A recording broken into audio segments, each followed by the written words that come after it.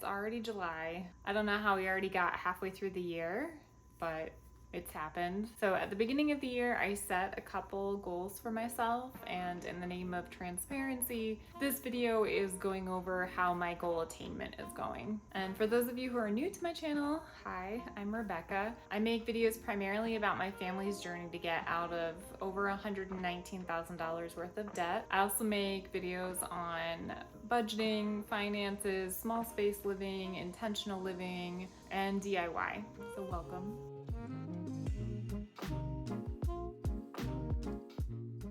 So my first goal of 2024 was a DIY mommy makeover, specifically trying to gain 10 pounds of muscle. So I had my daughter a little less than 2 years ago.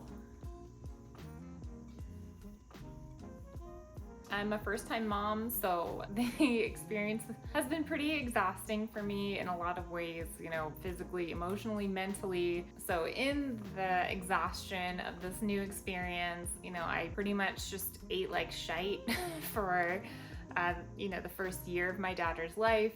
I severely slacked off in working out, especially strength training, and I was breastfeeding, so I just lost a ton of weight, and specifically muscle. I just didn't feel strong anymore.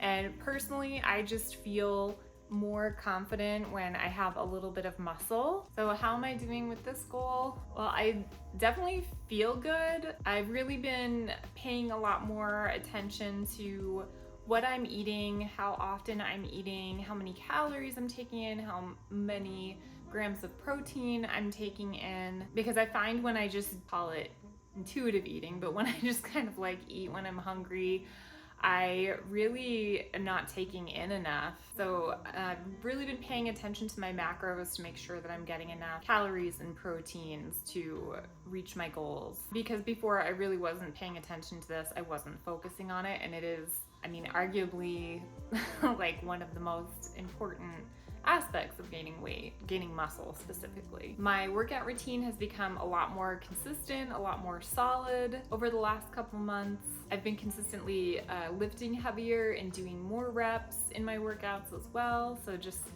definitely progressing. So I work out 5 to 6 days a week typically. I do yoga 5 days a week just because I feel like it really helps with, on recovery days, and then it helps on big workout days to help warm up. So Mondays, Wednesdays, Fridays, I typically do a full body weight training workout and yoga. And then Tuesdays and Thursdays, I will do a ride on my indoor stationary bike and then also yoga.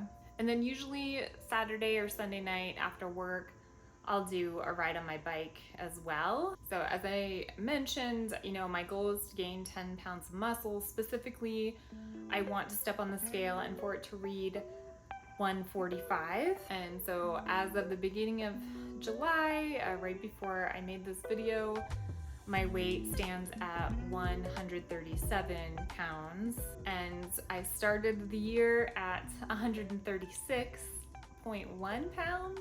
When I started at the beginning of this year, and I would weigh myself, typically my weight would fluctuate between 134 and 136 pounds. Typically when I weigh myself now, my weight fluctuates between 137 and 140 pounds. So I feel like I am slowly progressing, even though the scale didn't show a ton of difference. I feel really good and I feel stronger. I feel like I look more muscular as well. I really like this one YouTuber, her name is Caroline Gervin. I kind of progressed from doing bodyweight calisthenics to using dumbbells in my workouts now, and I really like her workouts.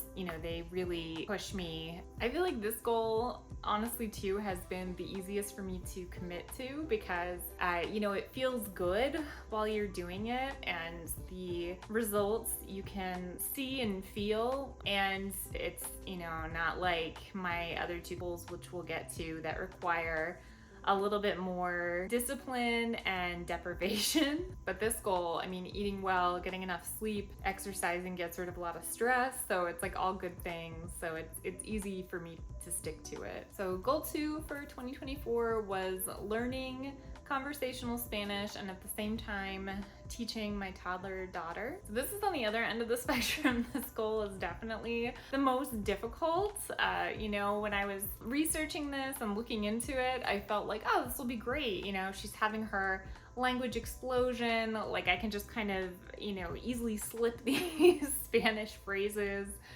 into our daily conversation. But unfortunately, that is not what's been happening. Even though my daughter is almost 2, and I'm out of kind of the survival mode of having like a newborn, it's still just exhausting. I, haven't given up completely, but I definitely slacked off in how much I need to be studying, and definitely slacked off in practicing, with my daughter and trying to teach her phrases. It's just, I'm exhausted. I don't know, what else I could really say, except I have an extremely mischievous dog, an extremely energetic and mischievous toddler, and I'm also, homeschooling my stepson, and it's kind of gone into the summer months. But I'm not going to give up. Like I said, I just kind of need to get re-inspired, rediscover my why for why I want to, teach my daughter a second language. So I'm hoping that this one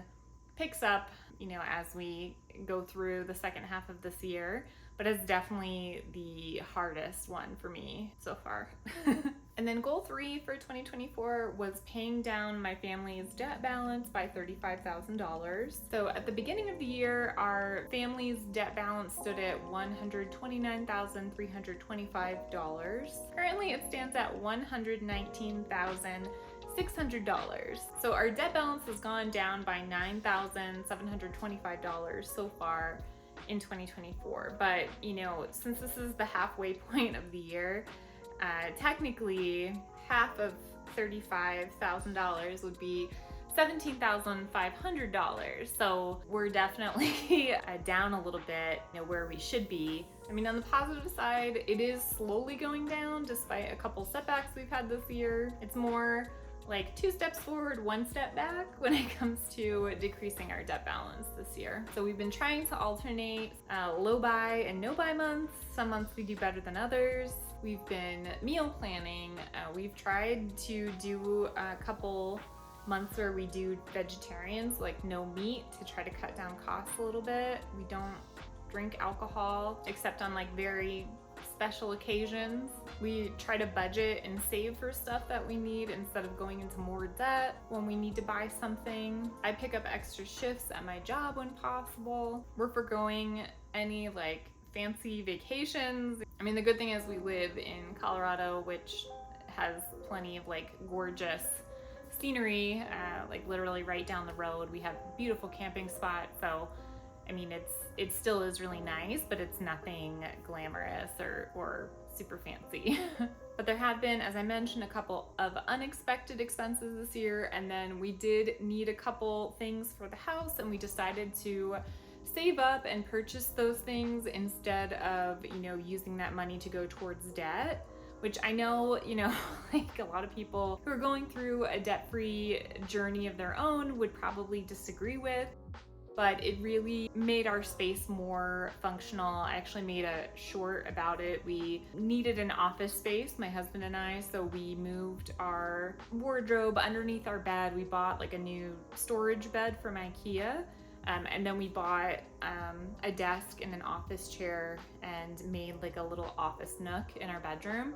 We live in a really small space, so it was kind of one of the only places that we could, work with. And making our precious little amount of space more functional over the next months and years to get out of debt completely, I feel like personally will help us in our journey. I know it's a slippery slope, when buying things for your house, but we talked about it, kind of weighed the pros and cons and made that decision. We also, my stepson is like getting insanely tall, like at an alarming rate. So at the same time, when we went to IKEA, we purchased him a new bed to kind of accommodate his insane height. And we're actually in the process of making a bedroom space for my daughter in our common living room with his old loft bed that he no longer fit in. So I will have a video about that upcoming. And there you have it. All 3 of my goals, not going great. But again, I want to be honest and transparent, and it's still an exercise in, what would you call it, determination or self-control, that even though I'm not seeing like amazing results, just slowly going to keep moving towards my goals plural, and hope you continue to follow along. If you liked this video, please consider giving it a thumbs up and subscribing to my channel, and I'll see you in the next one. Bye.